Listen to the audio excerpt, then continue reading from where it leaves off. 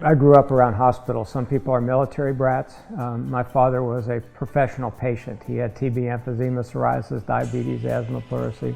So I grew up around hospitals. My first job actually was in the second grade because that was as close as I could get to my dad. He was quarantined, and the only way I could actually see him was to climb a pine tree and wave in his window. Jim Nathan, President, Lee Memorial Health System. So I knew growing up that there were a couple of things I didn't want to do about life, and that was be around hospitals and doctors. I realized that I had a calling and wanted to be involved in healthcare leadership, and I've never regretted making that decision. In the summer of 1967, Martin Luther King came to Cincinnati to give one of his standard nonviolent speeches in a church. There was a shooting that occurred, and a policeman shot a black man. And the word came out that there was going to be riots in Cincinnati. That summer, I was working as a college student in a business that had a lot of automobiles, and they wanted to get them off of the lot into a building for safety purposes. And I was directing the traffic of the cars to pull into this building. And while waiting for the next group of cars to come up, there was a white Cadillac with big fins that pulled up. The back door flew open, and I was jerked in across the back seat of the car over the laps of 4 black men. Suddenly I heard a voice underneath me, and one of the 2 guys in the middle in the back was Vern from Vern's Body Shop.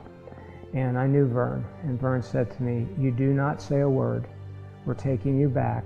Everybody in your business has gone home. You get in your car and you go home. You do not say a word." Later that night, the National Guard got called in as the riots broke out. Nearly 3,000 were arrested, and authorities had to open abandoned jails to house those netted by the police. All clear was given on a Thursday morning. And on that Thursday morning, I was one of the first to get to that business to see. And there was a bullet hole through the picture window of the business, and there were scratches on the hoods of the cars closest to the street, but no other damage. Every other business, both sides, on the hillside behind it, across the street, they were all completely destroyed.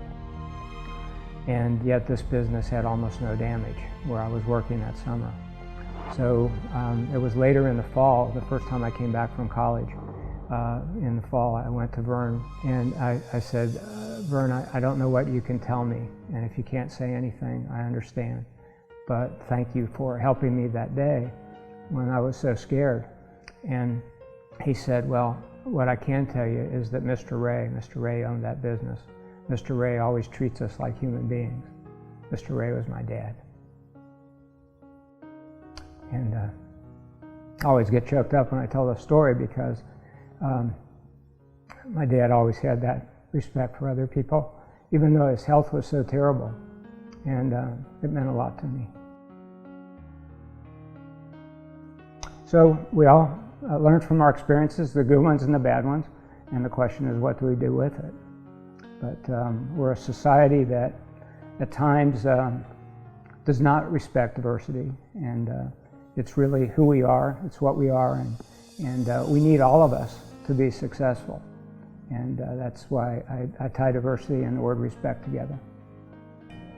From a diversity perspective, there's just the fact that we now have a highly functioning diversity office and language individuals that speak multiple languages.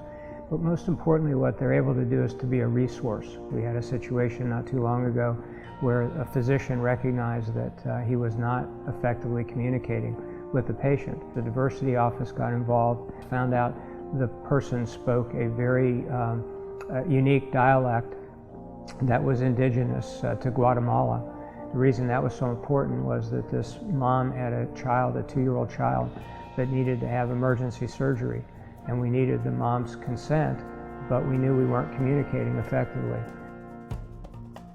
When my dad was released from the hospital, he was 49 years old. He had no money, no job, and parts of both lungs were removed, but he built a business from scratch to leave a legacy for my mom and me, and made a difference in the lives of other people. So I guess I'm still trying to figure out how to carry that message. I just get up in the morning and do what I can, my head hits the pillow and I'm sound asleep. I don't live for legacy and don't think about a legacy in that sense. If there's anything that's important to me, it's the community seeing, not me, but seeing Lee Memorial Health System for what we do.